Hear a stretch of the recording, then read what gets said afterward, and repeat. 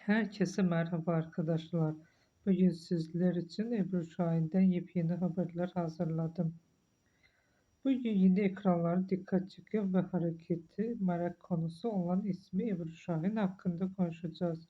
Son dönemde onun etrafında dönem gelişmeler aslında gördüğünüzden çok daha derin bir hikayeye işaret ediyor. Ebru Şahin onun kariyerine baktığınızda bir yükseliş grafiği görürsünüz.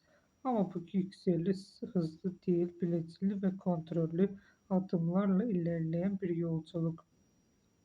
Son zamanlarda ekranlarda daha az görünmesi ise birçok farklı yorumu beraberinde getirdi. Kimileri bunu bir geri çekilme olarak yorumladı, kimileri ise fırtına öncesi sessizlik dedi. Ama perde arkasında konuşulanlar biraz daha farklı. Kulislerde dolaşan bilgilere göre Şahin'e hem televizyon hem de dijital platformlarda ciddi teklifler gelmeye devam ediyor. Özellikle uluslararası projelerle ilgili temasların arttığı iddia ediliyor. Ancak bu tekliflere hemen evet demek yerine oldukça seçici davranıyor. Çünkü onun için önemli olan sadece rol almak değil, o rolün bir anlatım taşınması. Onun yaklaşımı kendi sözlerinden ilham alarak şöyle anlatabiliriz. Bir karaktere hayat vermeden önce o karakterin bana ne kattığını anlamam gerekiyor. İşte bu düşünce onun neden her projede yer almadığını açıklıyor. Bir diğer dikkat çeken konu ise onun değişen duruşu. Artık daha sakin, daha gizemli ve daha kontrollü bir profil çiziyor.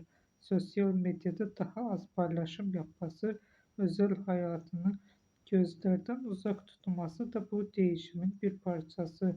Bu durum bazıları için mesafe gibi görülse de aslında onu kendi alanını koruma çabası olarak da yorumlayabiliriz.